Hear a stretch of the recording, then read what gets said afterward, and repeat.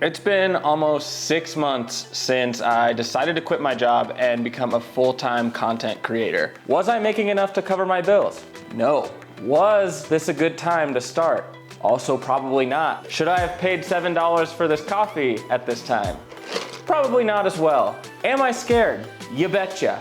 But I don't regret anything and I want to talk to you about it.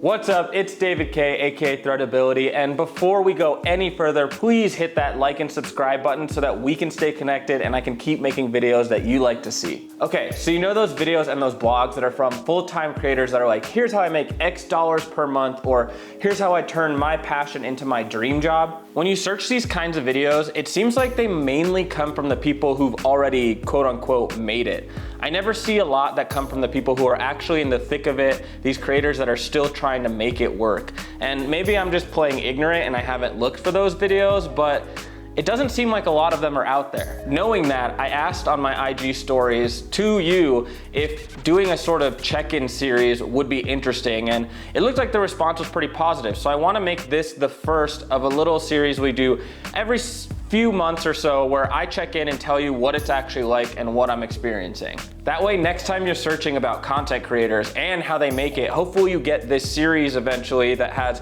several check-ins across, maybe a couple years or so even, that gets you an idea of what it was like through the thick of the journey. I was actually a little bit hesitant to make this video because I don't want it to just be about me. I don't want you to sit here and watch a video that's just me venting. I want you to gain something out of it and get some value.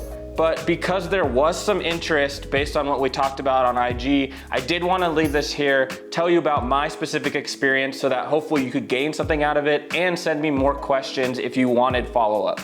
In addition to sharing what I've learned, some of the challenges, some of the successes, and everything in between, I also asked some questions on my stories on IG. So I'm gonna be answering those a little bit later, so just stay tuned for them. So the first part that took some getting used to was actually the initial transition. I started Threadability about 2.5 years ago and finally took it full time in February of 2020.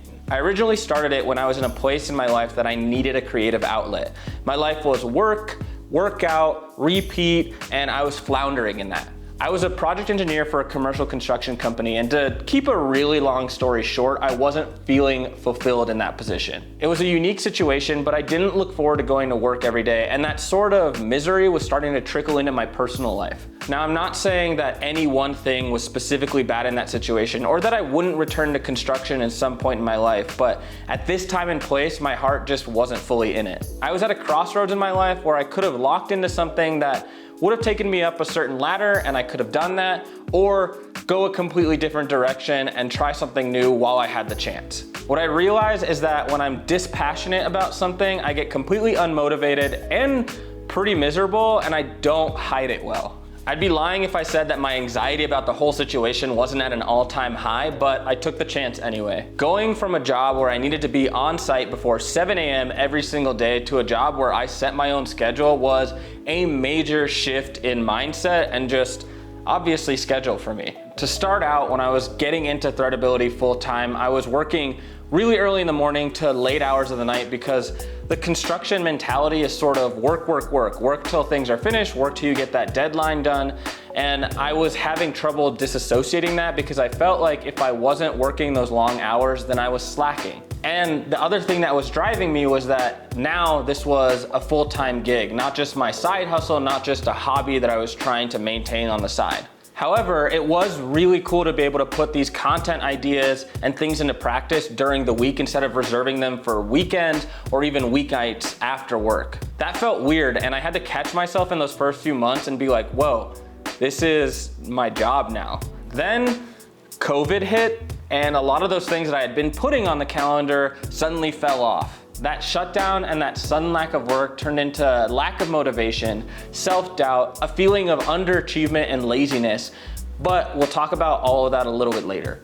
The biggest adjustment from that transition was going from a 9 to 5 more like a 7 to 6 with set expectations to a schedule that I completely set on my own, and I'm still navigating that. So what does a day for me actually look like? Well, I'll tell you pre, during, and post-COVID. Kind of pseudo post-COVID, I guess. You should know that any two creators' days do not look the same, even if we're in the exact same spot in our careers. And that's something that makes it hard to navigate as well, because there's no one right way to do it.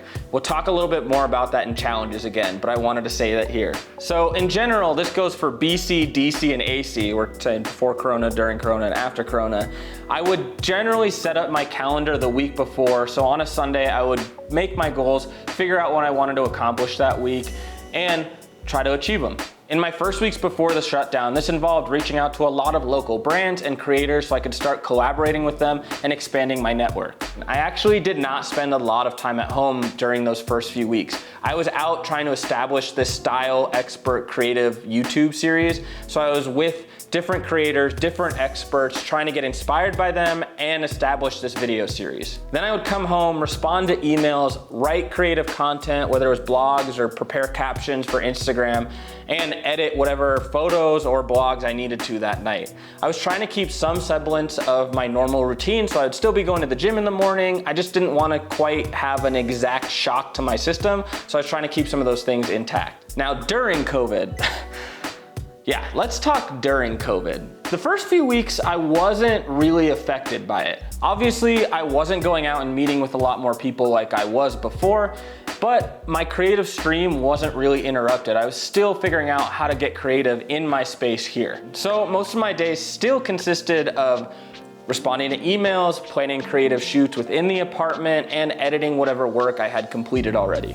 Now, the good thing about all that work inside my apartment is that it did help with my self-photography skills. And if you wanna check out that video, it's linked right above. Then we started to head into late May and June, and that's when things got really tough for me. Those months got pretty slow for me for work, and I felt like I started to just go through the motions every day, so I wasn't feeling my content or the work that I was doing. So most days I would try to continue to do those same things, but I was really struggling through it. That slowdown instilled a bit of fear in me, and that was building into my anxiety about the whole situation. So I felt like I was working from a place of fear, and that was probably visible in some of the content that I was creating if you look back at that time. Now, I hesitate to call this AC or after Corona because we're barely starting to creep out of it and we're stumbling, but it is nice to start getting some of those projects back on the calendar, and it's bringing me out of that fear. Now my weekly schedule is starting to consist of one video or photo shoot, and it's mostly for my own work, but some of it is for collaborations, and I'm excited about that. It's starting to get back to normal, and I'm starting to feel those creative juices again. I've also shifted my focus into how to create content that's more valuable to you instead of just centering myself in it all the time. Now I'll be rolling out those ideas as they become ready and I'm finished with them, but a good chunk of my time now is addressing those and figuring out how to plan them correctly. For example, I created a defining personal style worksheet, which you can check out down below, but it's those kinds of things that I want to start providing that are tangible to you and the rest of my audience. Like I said before, what I realized during this period and even the beginning of the transition is that I work from a place of fear and negativity, and I need to fight through that. And so it's scary when you start something new and you're fighting against yourself most of the time. Like I also said before, you probably saw some of that negativity in the tone of my content. Not in a way that I was trying to just vent or complain, but in a way that I was trying to be genuine and tell you what was going on. What I'm also trying to do now is actively fight through that and work through a place that's more positive. A schedule reset and investing more time in being value-driven as opposed to external reward-driven has helped me refocus, and I'm chasing after that. So I wanted to start off the section on what I learned with the major challenges that I've been facing as someone who is taking on this dream essentially before I was making a comfortable living from it. Number one is mindset, and that has been my biggest challenge recently. While I started out this journey in a pretty positive place, excited to take my passion into a full-time career, as things slowed down, I realized that I actually innately have a negative mindset and not a growth one. Once this became my full-time job and not just a side hustle or a hobby, every single dollar I spent or decision I made, or really in general expectation that didn't exactly meet what I wanted, made me think that the dream was just over. I'm talking about this like it's past tense and I'm through it now, but It's not, it's very present still. I'm still dealing with this currently, and I'm trying to push through and actively get into a growth mindset. And you know, you can fact check that with my therapist because we constantly have this conversation. Because there is no one way to do this or make it in this industry, I constantly think that I'm making the wrong decision and I'm not sure if I'm following, you know, the right path. It's not like opening a bakery or a mechanic shop, and, you know, no hate to them because that's still a very difficult thing to do, but I don't necessarily know exactly what I'm supposed to wake up and do every single day or sell every single day. This is very different for me, especially from what I'm used to, and that's been the biggest adjustment. Number two, and on that note, I constantly compare myself to everyone else and everyone who's been successful in this industry. That in and of itself has presented a major challenge. I know that the comparison game is deadly, but I'd be lying if I said that I wasn't actively playing into it. On one hand, it pushes me creatively because I want to improve my skills and get as good as those people that I'm comparing myself to. And on the other hand, it instills a lot of self-doubt, and I constantly question why I'm not at the same level. What I am learning is that you don't need to be one of those celebrities or people who've already made it to make this a successful career for yourself. And I'm holding on to my faith in that. I'm putting a lot of trust into the work that I'm putting into this because I believe that if you put a lot of work into something, there's no way that it can't return something good. Now, just having that trust and faith is tough, but I think that's what you have to do in these kinds of situations. Challenge number three, guilting myself into productivity does not work. That has been a major realization while working from home and being stuck here. In the creative field, when you're feeling unmotivated or uninspired, it is damn near impossible to create something that you are extremely happy with. And honestly, I'd argue that that goes for really any industry. You can't guilt yourself into creating something good, which is unfortunately how I've been conditioned. I have a naggy personality inside my head that tells me I need to keep going, and that doesn't always create my best work. Breaking that thought process has been really tough. I'm realizing that working till 9, 10, 11, even 12 at night is not worth it if I'm not putting out quality work. Learning how to give myself the space to breathe or even taking breaks during the day have been a tough lesson to learn. Number four, the last major challenge that I've been currently dealing with is falling short of expectations. And that's whether it's a specific piece of content that I created or just where I thought I would be right now. That's been really tough, but reminding myself that there is no one way to do this has been helpful to get me through that process. Look, if you're doing anything on social media platforms, you're probably paying attention to the numbers, but those numbers mean something, but they're not everything. It's so easy to get caught in those numbers like likes, follows, whatever it is, and get down on yourself when you don't achieve what you wanted. And recently I fell back into that trap. Understanding that each time you come up to bat, you're not gonna hit a home run is important. The real key is that you have to be prepared to hit a home run with your best work, your best content, or your best attitude, and then also being able to accept when you don't, and accept that it might not be under your control. So let's talk about the successes, because the journey so far has been tough, but it hasn't been all bad. I'm still very much enjoying myself, and I wanna make that clear. I finally had the time to launch my YouTube channel and start that Style Expert series, and not to mention get back into it post-corona. But I never had the time for that while I was doing my 9 to 5. So it's exciting to get to put my creative energy into something that I had been thinking about for months and didn't have the time to actually do. That has been one of my favorite and probably best successes so far. I also still love the creative process, and throughout all of this, I've been able to hone my personal editing skills, shooting skills, really everything that goes into my craft, and I'd say that has been a pretty major success as well. Now, I'm not an expert, but throughout all of this, I've gotten the chance to style, edit, produce, direct, write, and really everything in between that I didn't think I had the skill set for. And so, you know, taking on a new challenge really tests your skills, but allows you to learn these new ones. It's amazing, and that's been a major success for me personally, because I'll look back and think, whoa, I did that. I didn't know I had the skills to do that. It's a really good feeling. The real question is, would I have done anything differently? And the only thing I can say is that I wish I started sooner and had taken the chance sooner. but I am really happy with where I'm at now. I don't regret leaving my 9 to 5, and maybe I'm gonna get a little cliche or existential or whatever you wanna call it right now, but I looked at it as having one life to live, and being young enough to take a bigger risk is important, and enjoy what you're doing is important, because we don't get that chance very often. So I think you gotta grab at those things. Personally, I think anytime you take a huge risk and you've been working in that for a few months or years, whatever it is, whatever stage of it you're in, you have to stop for a second and appreciate where you've been, what you've accomplished, and just sit with that for a little bit. Be happy in that spot. All right, let's get to some question and answer. All right, so question number 1. How do you start building up a community or audience? How do you go from 0 to where you are now? To that I say, again, I am not an expert by any means, and I wouldn't say that I've really gotten to the end of building my audience either. Because remember, this is just the first check-in.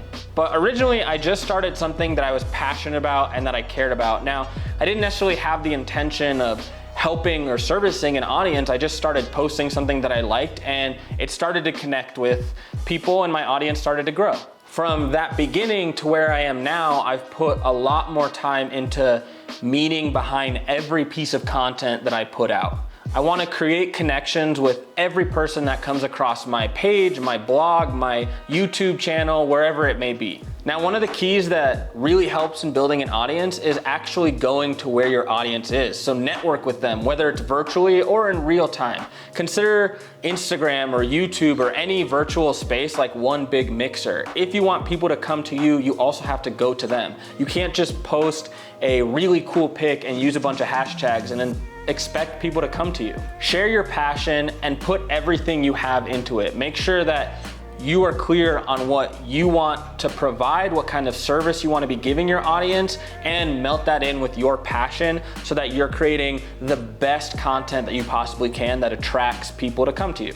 Question number 2, how many months did you have saved up before making the jump? Good question. I like the logistics of this because that's exactly how my head operates. Originally, I thought I had way more saved up than I did because I wasn't counting on COVID to happen. And to be completely honest, I've had several months saved up, most of summer, and I've been continuing to live through that. All right, question number 3, what are 3 pros and cons of becoming a full-time creator? So for the pros, I think we covered these a little bit already, but I get to be creative and do something I love every single day.